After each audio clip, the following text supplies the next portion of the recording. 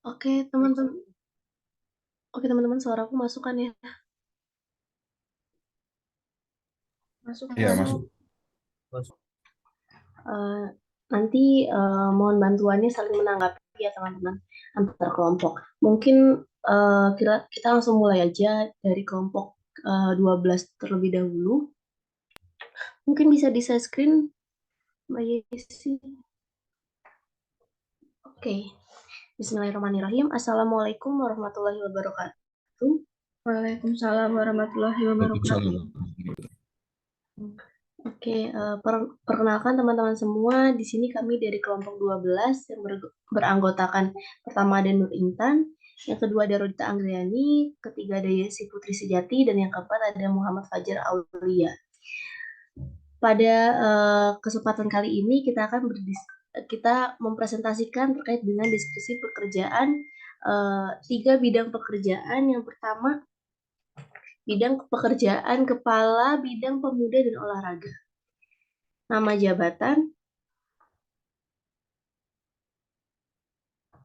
jabatan Kepala Bidang Pemuda dan Olahraga, Divisi Bidang Pemuda dan Olahraga, Lokasi Dinas Pendidikan dan Olahraga Daerah Istimewa Yogyakarta. Kedudukan dalam organisasi, atasan langsung adalah kepala dinas. Bawahan langsungnya adalah subkoordinator pembina olahraga. Struktur organisasinya dimulai dari kepala dinas paling atas, kemudian kepala bidang pemuda dan olahraga, kemudian ada subkoordinator pemuda dan olahraga.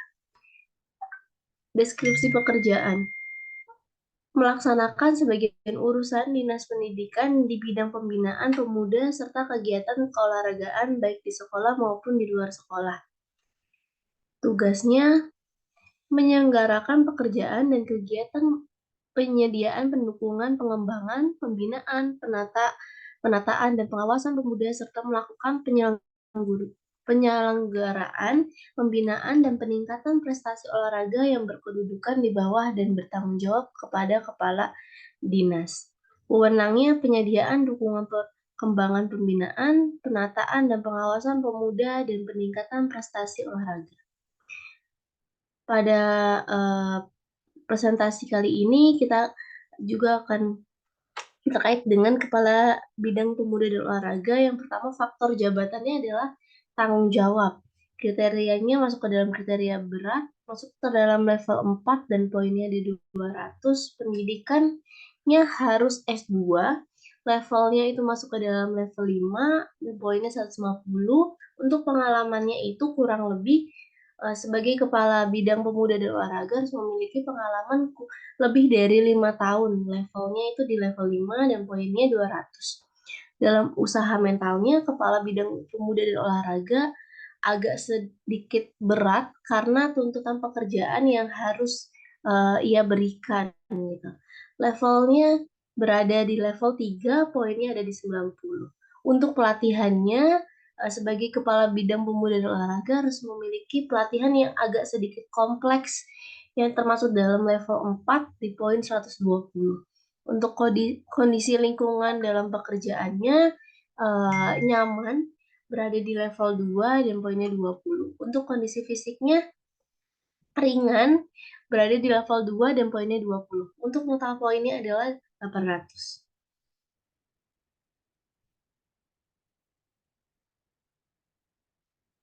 Oke, mungkin bisa dilanjutkan oleh teman saya. Silakan.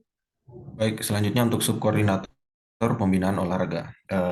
Adapun identitas jabatannya yang pertama adalah nama jabatan, yaitu subkoordinator pembinaan olahraga. Divisi berada di bawah bidang pemuda dan olahraga, lokasi Dinas Pendidikan Pemuda dan Olahraga Kota Jogja.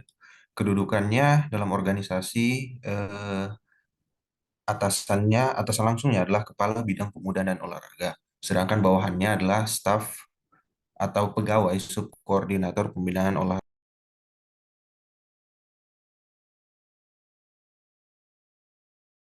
Baik, untuk deskripsi jabatannya, subkoordinator ini bertindak sebagai penghubung antara anggota seksi pembinaan olahraga dengan kepala bidang tentang tugas khusus koordinator, mulai dari pengkoordinasian pelaksanaan pengendalian pembinaan olahraga. Lalu untuk tugas dan tanggung jawab, yang pertama ada pelaksanaan. Yang pertama ada pelaksanaan pengendalian dan pengkoordinasian kebijakan bidang kepemudaan, pelaksanaan di bidang pengembangan organisasi, pembinaan aktivitas, dan lain-lain. Lalu di pemberdayaan kewirausahaan pembinaan, aktivitas anak dan remaja, lalu ada di pelaksanaan dan penyusunan norma, prosedur, standar materi bidang kepemudaan, dan pelaksanaan tugas-tugas kedinasan lainnya yang diberikan oleh atasannya, yaitu kepala bidang sendiri. Untuk wewenangnya, yaitu melaksanakan tugas subkoordinator pembinaan olahraga. Adapun poin faktornya, seperti yang bisa teman-teman lihat sendiri pada tabel yang sudah ditampilkan, tanggung jawab berada pada kriteria berat, yang mana ini berada pada level 3 dengan poin 150.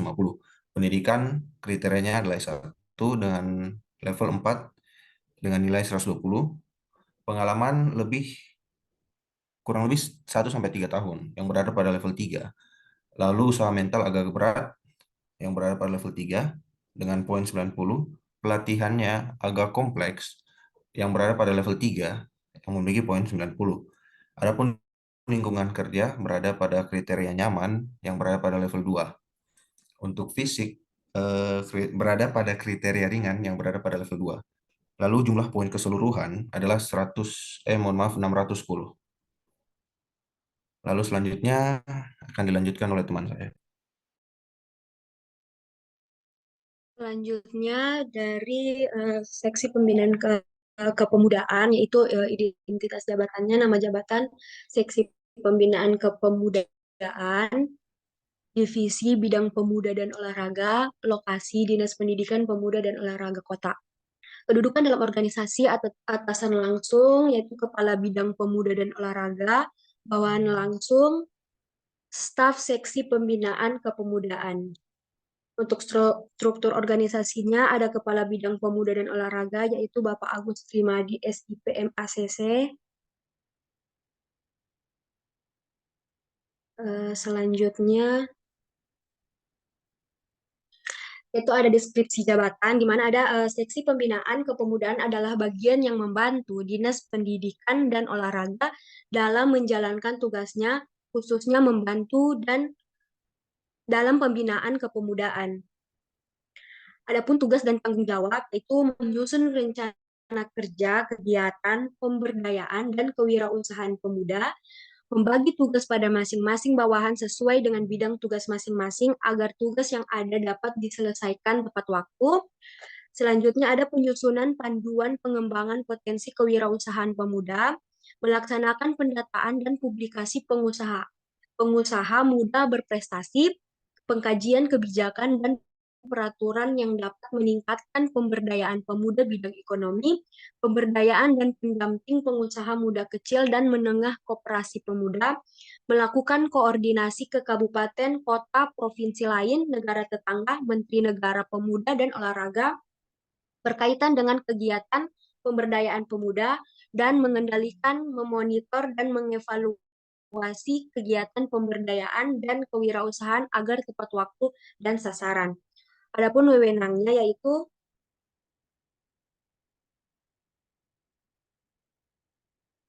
melaksanakan tugas pembinaan di bidang kepemudaan, yaitu ada pun poin faktornya, yaitu ada faktor jabatan, tanggung jawab, kriterianya agak berat, levelnya 3, poinnya 150. Faktor jabatan pendidikan, kriterianya S1, levelnya 4, poinnya 120. Untuk pengalamannya 1 sampai 3 tahun, levelnya 3, poinnya 120. Usaha mental yaitu agak berat, levelnya 3, poinnya 90. Untuk pelatihan ada agak kompleks, levelnya 3, poinnya 90. Kondisi lingkungan kerja yaitu nyaman, levelnya 2, poinnya 20. Fisiknya ringan, levelnya 2, poinnya 20, jumlah poinnya 610. Baik, sekian presentasi dari kelompok kami. Apakah ada pertanyaan atau tanggapan?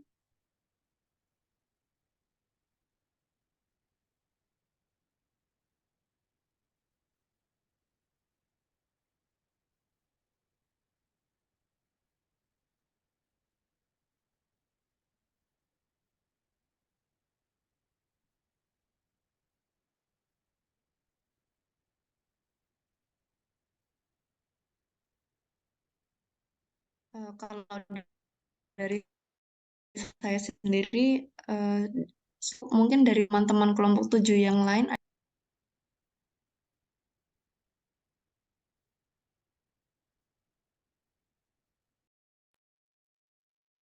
Kalau dari saya udah cukup sih, Mbak.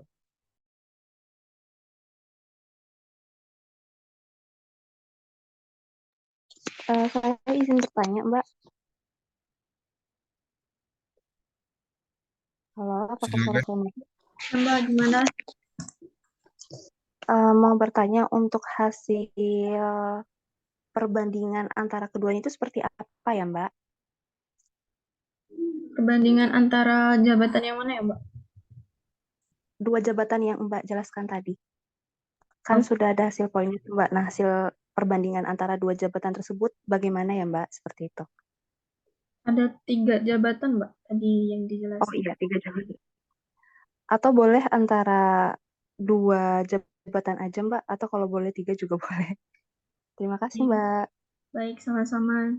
Jadi saya izin menjawab untuk yang mungkin untuk jabatan pertama itu ada Kepala Bidang Pemuda dan Olahraga. Itu tadi sudah dijelaskan oleh teman saya bahwa sesuai di poin faktornya itu mempunyai tanggung jawab yang berat. Kemudian untuk pendidikannya itu kemarin untuk wawancara juga harus S2 karena di strukturnya juga itu eh, yang menjabat itu mempunyai pendidikan terakhirnya itu S2 begitu. Dan kemudian pengalamannya juga harus lebih dari 5 tahun, kemudian usaha mentalnya agak berat, pelatihannya itu sering mengikuti pelatihan dan kompleks, kemudian kondisi lingkungannya nyaman, fisik juga ringan, total poinnya 800 untuk kepala bidang pemuda dan olahraganya, Mbak. Terus kemudian yang kedua itu ada bidang sub koordinator pembinaan olahraga, sama-sama di bidang pemuda dan olahraga, namun ini eh, untuk strukturnya itu di bawah kepalanya tadi, kepala bidang pemuda olahraganya tadi gitu. Nah, untuk poin faktornya di sini beda ya. Jadi bisa dilihat dari tanggung jawabnya itu agak berat. Kemudian pendidikannya itu S1, pengalamannya itu 1 sampai 3 tahun. Kemudian pelatihannya itu agak kompleks. Jadi berbeda dengan kepala pembina olahraga tadi, Mbak. Apakah sudah menjawab? Sudah, Mbak. Terima kasih. Sama-sama.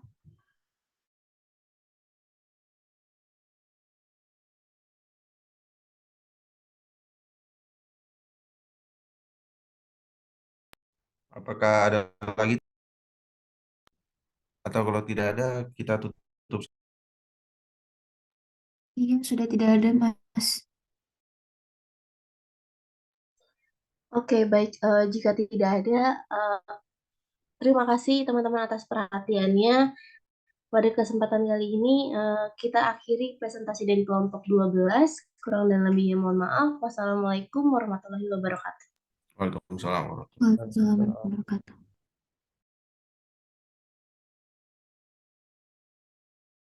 Silakan kelompok 12, Mbak dan Mas.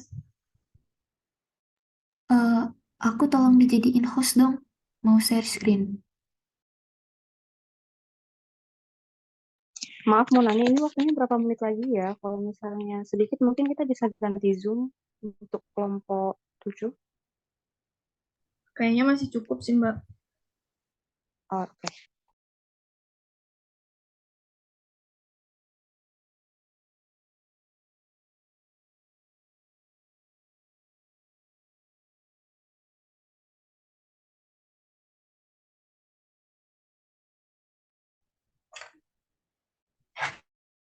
Sorry tadi aku salah ini.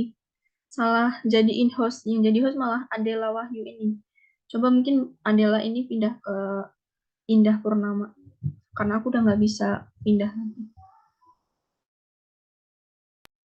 Sudah ya? Oke.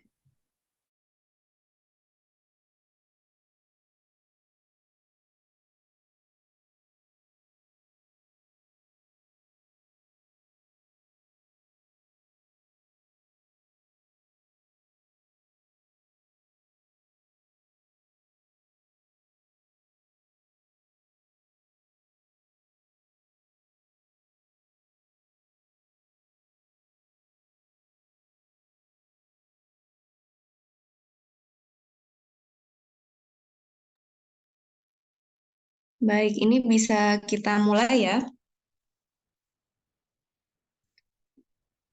Silakan, Oke, Mbak. oke. Sebelumnya, selamat pagi. Assalamualaikum warahmatullahi wabarakatuh. Waalaikumsalam. Waalaikumsalam. Baik semuanya, selamat pagi untuk kelompok 12 dan teman-teman saya di kelompok 7. Di sini kami kelompok 7 akan memaparkan hasil diskusi mengenai penilaian jabatan dalam PT Rumah Konsul Indonesia. Untuk anggotanya kelompok 7 itu ada, bisa tolong diturunkan Mbak? Ya. Ada Mbak Indah Purnamasari, ada Mbak Rafelisiarini, ada Mas Romadoni Fajar Nurrohim, ada Mas Yudhistia Diatmikarianto, dan saya sendiri adalah Wahyu Adriani. Untuk selanjutnya, mungkin bisa dipaparkan mengenai profil organisasi terlebih dahulu. Kepada teman saya, dipersilakan. Profil organisasi yang pertama, nama usahanya ini PT Rumah Konsul Indonesia yang beralamatkan di Jalan Avandi Palem Kerucut, Catur Tunggal, Yogyakarta. Bidang usahanya bergerak di bidang layanan psikologi. Struktur organisasi tertinggi dipegang oleh CEO, lalu di bawahnya ada General Affair, diikuti oleh HR, Product Development, Business Development, lalu ada Social Media, dan Brand Activation. Layanan yang disediakan itu ada layanan konseling, berupa online ataupun offline, ada psikotes, writer dan expert judgment, ada terapi, training, dan internship. Kemudian selanjutnya bisa dibacakan oleh teman saya.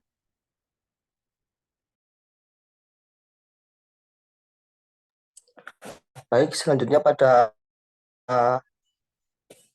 profil jabatan, yaitu ada 2 jabatannya. Yang pertama ada brand activation, yaitu brand activation kegiatannya mengaktifkan brand dari suatu organisasi. Tugasnya adalah mempromosikan brand dengan cara berinteraksi lebih dekat pada calon konsumen melalui berbagai kegiatan, baik secara tatap muka maupun online. Jabatan brand activation berada langsung di bawah divisi partnership, posisinya setara dengan sosial media. Tadinya di jabatan sosial media, yaitu bidang pekerjaan yang berhubungan dan bertanggung jawab dalam pengelolaan hingga pembuatan konten digital yang kreatif dan menarik bagi suatu organisasi atau perusahaan, serta strategi pemasaran untuk disebarkan melalui berbagai platform media sosial. Sosial media spesialis adalah orang yang bertanggung jawab untuk menjadi wakil perusahaan di seluruh channel media sosial. Mereka menanggapi komentar, menyusun kampanye sosmed, dan membuat konten. Dengan skill yang mereka punya, sosial media spesialis membantu perusahaan untuk meningkatkan online presence mereka. Dalam struktur jabatan PT Rumah Konsul Indonesia, jabatan sosial media berada langsung di bawah divisi partnership. Mungkin selanjutnya bisa dibacakan oleh rekan saya. Baik, untuk selanjutnya adalah hasil dari analisis jabatan yang telah kami lakukan.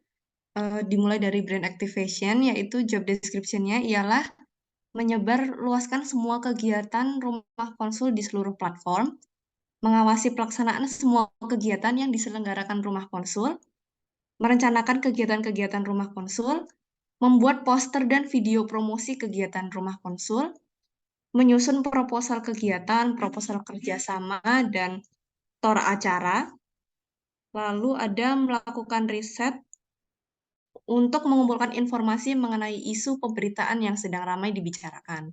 Untuk spesifikasi jabatannya, bisa tolong dinaikkan? Ya. Dari jabatan ini, spesifikasinya yaitu mahasiswa semester 5 atau fresh graduate yang diutamakan adalah lulusan psikologi, lalu memiliki pengalaman organisasi, bersedia bekerja secara WFH maupun WFO, mampu menggunakan aplikasi desain, kreatif dan cepat beradaptasi, memiliki kemampuan negosiasi, mampu mengoperasikan platform meeting online, memiliki kemampuan video editing, serta memiliki pemahaman mengenai isu-isu terkini, terutama dalam ruang lingkup psikologi.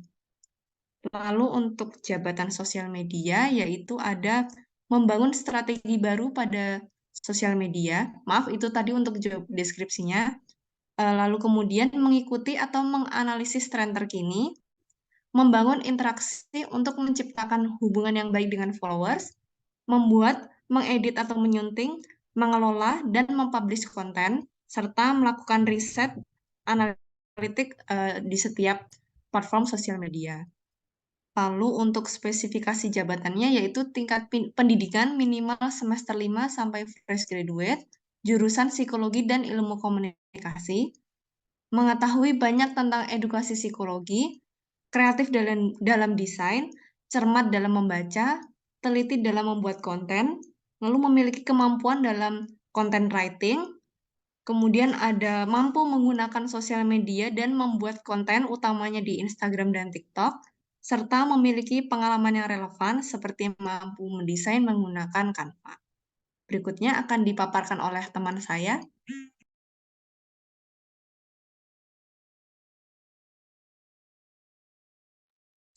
Baik, untuk yang pertama kita akan menganalisis jabatan brand activation. Yang pertama yaitu tanggung jawab. Kami memilih kriteria ringan dengan level 2 dengan poin 100. Di sini tanggung jawab kenapa ditulis ringan? Karena brand activation ini hanya bertanggung jawab kepada atasannya, yaitu divisi partnership. Tidak punya bawahan, istilahnya mereka tidak punya bawahan, hanya punya atasan. Maka dari itu kami memilih kriteria ringan. Lalu pendidikan S1 dengan level 4 yaitu poin 120.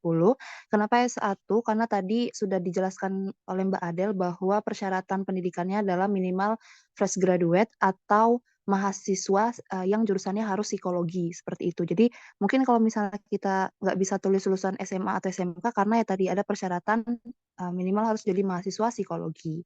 Lalu pengalaman dengan kriteria 0, level 1 poinnya 40. Pengalaman di sini jadi untuk menjadi brand activation ini tidak diperlukan pengalaman pekerjaan. Mereka bisa menerima mahasiswa yang baru punya pengalaman organisasi. Itu pun pengalaman organisasinya tidak harus ada tahunnya. Jadi jadi panitia sekalipun yang hanya sebulan juga boleh. Juga udah termaksud udah bisa masuk gitu untuk pengalaman menjadi brand activation. Lalu selanjutnya itu usaha mental. Di sini kriterianya berat dengan level 4 dan poin 120. Kenapa di sini ditulis berat? Karena tugas dari brand activation ini seperti otaknya rumah konsul. Jadi mereka yang menciptakan ide, mereka yang menciptakan gagasan, mereka yang menciptakan untuk rumah konsul tersebut. Contohnya ide-ide untuk seminar itu semua diciptakan oleh brand activation. Maka dari itu brand activation ini kadang melebihi batas waktulah pekerjaannya karena terlalu berat itu. Lalu yang selanjutnya pelatihan kriteria sederhana dengan level 2 poin 60. Kenapa pelatihannya sederhana? Karena tadi seperti yang sudah dijelaskan juga bahwa pelatihan yang dibutuhkan untuk menjadi brand activation itu hanya pelatihan seperti editing seperti Canva dan lain-lain. Lalu yang selanjutnya kondisi lingkungan kerja dengan kriteria sangat nyaman level 1 poinnya 10. Kenapa sangat nyaman? Karena menjadi brand activation itu kerjaannya tidak pernah turun ke lapangan. Kalau bisa dibilang nggak turun ke lapangan. Terus itu juga bisa dibilang tempatnya nyaman. Kalau misalnya kerja di kantor itu nyaman, ber-AC. Dan juga brand activation ini bisa memilih. Mau kerja di rumah boleh, mau kerja di kantor juga boleh. Jadi maka karena itu kondisi lingkungannya sangat nyaman. Lalu selanjutnya fisik agak berat dengan level 3 dan poin 30. Kenapa fisik agak berat? Karena dari hasil wawancara pun yang kami wawancara itu karyawan brand activation yang kami wawancara mengeluh bahwa matanya sakit. Karena kan seperti yang tadi saya bilang bahwa mereka banyak kerja di depan laptop karena harus membuat ide gagasan yang tadi harus menciptakan isu-isu baru lah di psikologi intinya. Nah itu tuh jam kerjanya banyak. Bahkan mereka juga sering mengaku kalau misalnya mereka tuh sering lembur seperti itu. Dan kalau misalnya banyak istilahnya jam kerjanya itu nggak fleksibel, gimana namanya, banyak lah istilahnya gitu, nggak teratur yang dari jam 7 sampai jam 6 sore itu enggak. Jadi malam pun masih bisa kerja juga. Jadi jika di total poinnya yaitu 480. Selanjutnya akan dijelaskan oleh rekan saya. Baik, untuk selanjutnya pada jabatan sosial media, tanggung jawab memberi kriteria ringan dengan level 2, poinnya 100. Kenapa ringan? Karena tadi sudah dijelaskan tanggung jawab dari sosial media cuman membangun strategi baru pada sosial media, lalu mengikuti atau menganalisis tren-tren terkini. Seperti itu.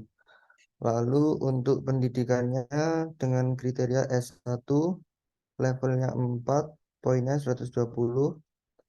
Kenapa pendidikan berada di kriteria S1? Karena seperti tadi yang sudah dijelaskan, tingkat pendidikan minimal semester 5 atau mahasiswa aktif sampai dengan fresh graduate dengan jurusan psikologi serta ilmu komunikasi. Untuk pengalamannya, kami memilih 0 dengan level 1, total poinnya 40. Kenapa pengalamannya 0? Karena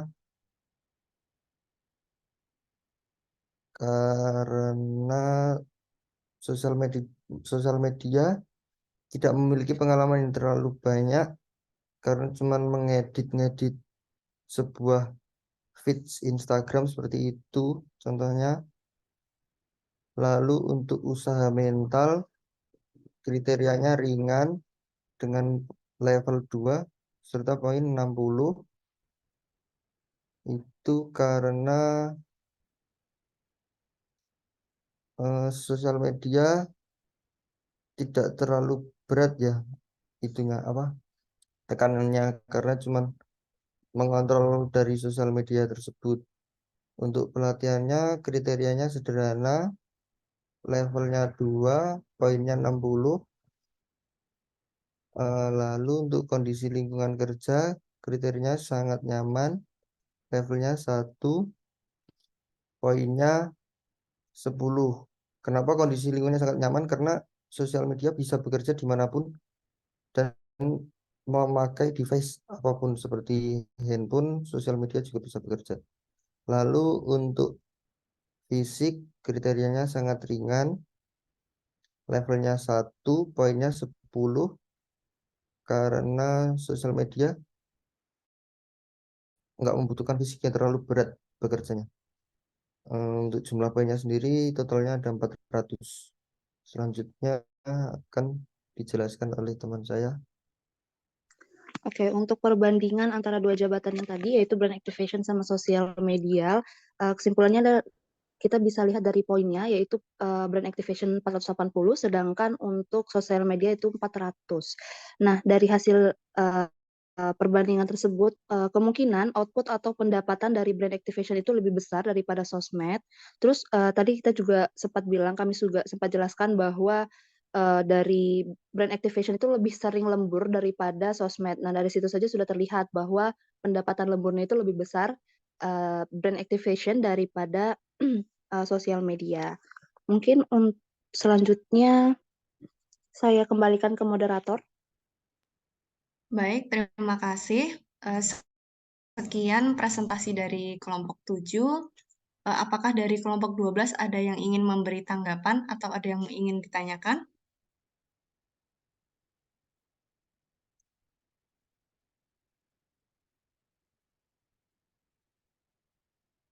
Saya izin bertanya, Mbak dan Mas kelompok 12, di poin faktor brand activation tadi.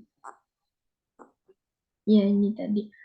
Kan di sini itu untuk usaha mentalnya kan berat ya, dan levelnya 4, tapi pelatihannya itu sederhana. Nah, menurut dari kelompok 12 itu apakah relevan gitu? Kalau menurut kami itu kurang relevan ya, karena usaha mental kan tadi dijelasin kalau itu adalah brand activation itu uh, otaknya otaknya rumah konsul tadi ya disampaikan. Nah, kalau menurut kami itu membutuhkan pelatihan yang mungkin bisa dikatakan kompleks gitu. Terima kasih. Baik, terima kasih kepada Mbak Yesi. Apakah ada lagi yang ingin memberi tanggapan atau ada yang ingin bertanya? Lalu untuk kelompok 7 sendiri, apakah mau didiskusikan terlebih dahulu jawabannya atau mau langsung ada yang menjawab? Izin menjawab. Sebenarnya kami mengisi tabel ini cuma berdasarkan dari hasil wawancara yang sudah kami dapatkan. Kenapa usaha mentalnya berat sedangkan pelatihannya sederhana? Karena usaha mental mereka juga sendiri bilang seperti yang tadi dibilang bahwa mereka tuh mereka tuh otaknya lah dari rumah konsul tersebut. Mereka yang ciptakan gagasan, mereka yang ciptakan seminar dan lain-lain. Tapi ternyata pelatihan yang diberikan kepada mereka itu tuh cuma pelatihan edit mengedit atau enggak pelatihan untuk menggunakan komunikasi di dalam daring di dalam daring ya, benar, daring, maaf. Maksudnya kan rumah konsul ini lebih sering membuat webinar seperti itu, jadi online. Nah, makanya kenapa mereka dikasih pelatihannya hanya untuk gimana Zoom premium, gimana Canva premium, yang seperti itu. Tapi untuk pelatihan ide dan gagasannya itu sendiri, itu nggak ada pelatihannya seperti itu. Kami hanya mengisi tabel tersebut berdasarkan hasil wawancara, seperti itu. Apakah menjawab, teman-teman? Cukup, makasih Mbak Rafle. Terima kasih atas pertanyaannya. Baik, apakah ada yang masih ingin memberi tanggapan atau bertanya? Cukup, Mbak. Cukup, Mbak. Oke, karena sudah cukup, berarti bisa saya akhiri. Sekian dari kelompok 7. Apabila ada salah dan kurangnya mohon dimaafkan. Saya tutup. Wassalamualaikum warahmatullahi wabarakatuh. Waalaikumsalam warahmatullahi wabarakatuh. Terima kasih, aku izin stop record ya.